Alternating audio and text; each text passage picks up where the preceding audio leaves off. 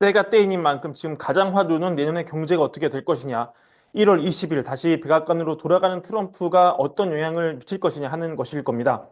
이런 관점에서 어제는 골드만삭스의 예상을 전해드리기도 했는데요.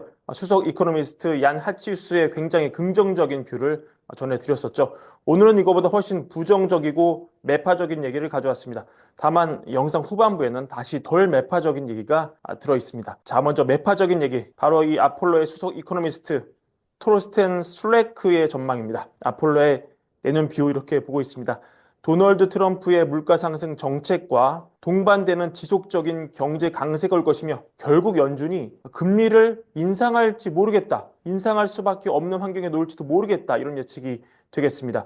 사실 얼마 전 메리 데일리 샘플한 여는 총재 전해드린 바 있죠. 인터뷰 내용. 이 금리 전망을 물어보는 기자 질문에 내년에 금리를 인상할 수도 있을까 이렇게 물어보자 그 카드를 웃으면서 테이블에서 치울 수는 없을 것이다. 이 정도로 답을 했습니다. 하지만 뉘앙스상 거기에 무게를 두는 입장은 전혀 아니었습니다. 그리고 이것은 지금 연준의 지배적인 뷰라고 할 수 있습니다.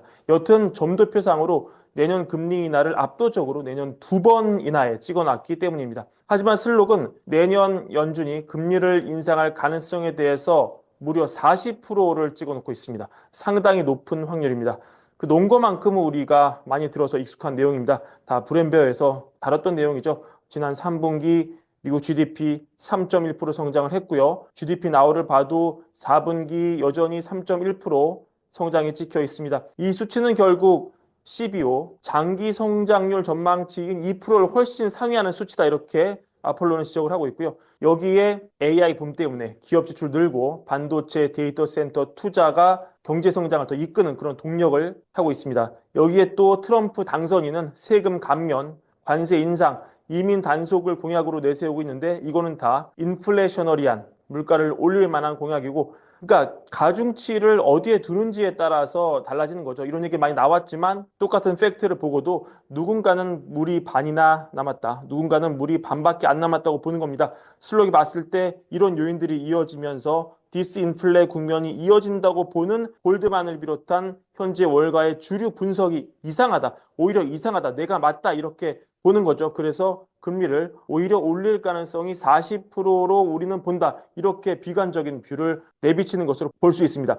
다만 참고를 하셔야 될 게 이 술렉은 올해 금리 인하가 없을 가능성에 대해서 연초에 높게 점쳤던 사람이니까 기본적으로 좀 매파인 사람이다. 이렇게 참고하시면 되겠습니다. 그래서 아폴로가 보기에 만약에 이런 식의 시나리오 전해진다면 설사 경제가 우리 예상대로 월가의 예상대로 너무 좋더라도 투자자들이 어떻게 볼 수 있다? 2022년과 유사하게 볼 수 있다. 2022년도 2% 넘는 성장했지만 물가 공포가 높아지면서 금리가 또 상승할 위험이 더해지면서 어떻게 했다? 증시가 많이 하락했다. S&P 500이 19% 내려갔고 나스닥은 33% 폭락하면서 금융위기 이후 최악의 한 해를 기록했다. 이런 가능성이 매파적 연준이 부활하면 금리가 혹시 상승하는 사태가 벌어졌을 때 우리가 예상할 수 있는 일이다. 이런 게 아폴로의 견해라고 볼 수 있습니다. 참고하시기 바랍니다. 그 아폴로의 견해는 정리하자면 이런 거죠. 지금 디스인플레와 금리 추가 인하 이런 걸 기대하던 시장이 지난 FOMC 때 금리가 25bp 내려가면서 금리가 내려갔음에도 심지어 내년 금리 인하 점도표에 2번 찍어줬음에도 이걸 매파적으로 해석해서 증시를 그날 확 내리지 않았습니까? 이렇게 증시가 알고 보면 아직도 금리에 굉장히 민감한데 시장이 지금 꿈도 꾸지 않는 금리 인상이 단행된다면 그럴 환경이 조성된다면 시장이 얼마나 놀라겠니? 그러니 증시 대폭 하락도 충분히 가능성이 있다. 하지만 우리는 남들이 하찮게 보는 금리 인상 시나리오를 무려 40%나 보고 있다. 이런 게 결론이 되겠습니다.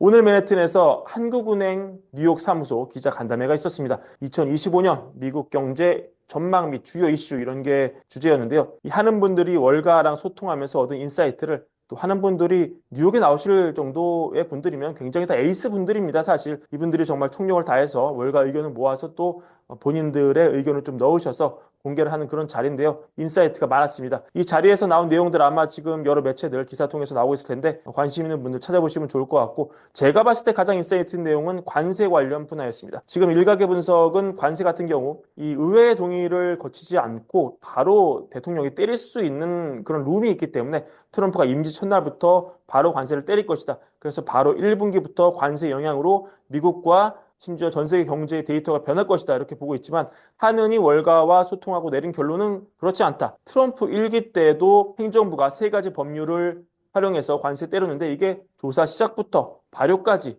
9에서 11개월이 걸렸다. 2기 때 더 트럼프가 관세에 대한 의지가 있기 때문에 아무리 빨리 하더라도 하는 분석에 따르면 6개월은 걸릴 것으로 보인다. 그리고 지금 나오는 관세 공약 상당수는 협상을 위한 카드이며 실행되지 않을 것이다. 물론 일각에서 얘기한 대로 법률을 우회해서 선행조사마저 필요 없는 관세를 트럼프 매길 수 있다. 하지만 이거는 대통령에게 모든 국제 무역을 규제할 수 있는 특별 권한에 따른 것인데 국가안보, 외교정책, 경제에 대한 비정상적이거나 특별한 위협이 있을 때 사용한다. 근데 이것도 의회의 과반 투표로 해제될 수가 있고 대통령의 비상사태 선언에 대한 소송 가능성도 있다. 약간 좀 계엄이랑 비슷한 것 같습니다. 실제 트럼프 1기 정부도 멕시코에 대해서 19년에 불법 이민 문제 미해결 시 이 권한을 발동할 수 있다고 위협했지만 멕시코가 말을 들어서 이 카드를 쓰지 않은 바 있고, 두 번째로 1974년 무역법 제122조를 활용해서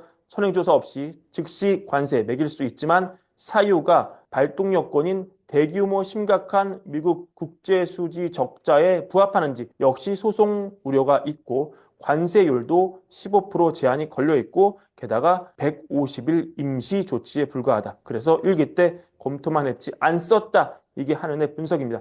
그래서 지금 한은이 보기에 지금 시장은 평균 실효 관세율 1%포인트 오를 때 0.1% 내외의 물가 상승 압력으로 작용하는 것으로 분석을 한다. 그래서 결론적으로 당장 트럼프 임기 개시 직후부터 관세가 실현되지는 않을 것 같고 내년 하반기 이후에나 본격 나타날 것으로 보이고, 게다가 트럼프는 이걸 협상용 카드로 쓰고 있기 때문에 다른 나라와 협상하면서 또 의회와 소통을 하면서 당초 공약 대비 관세 위험은 크게 줄어들 것이다. 지금까지 나온 관세가 100% 실현될 가능성 낮게 보고 있지만 다만 실제로 이걸 다 때릴 경우는 월가에서는 미국 실질 GDP가 1.4에서 7.5% 하락하고 물가도 1.0에서 1.5% 상승할 것으로 본다. 이러면 증시가 폭탄을 맞을 건데 아마 증시와 경제를 강조하는 트럼프는 실제로 다 때리지 않을 것이다. 이런 게 결론입니다.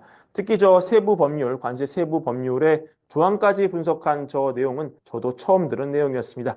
저만 혼자 듣기 아까워서 이렇게 공유를 드리니까 각자 공부에 참고 자료 삼아주시고 또 이걸 통해서 많은 판단과 예측 개인적으로 하시면 좋겠습니다. 오늘 준비한 영상 이것으로 마무리하고요. 월걸부 구독과 좋아요, 많은 사랑도 함께 부탁드립니다. 감사합니다.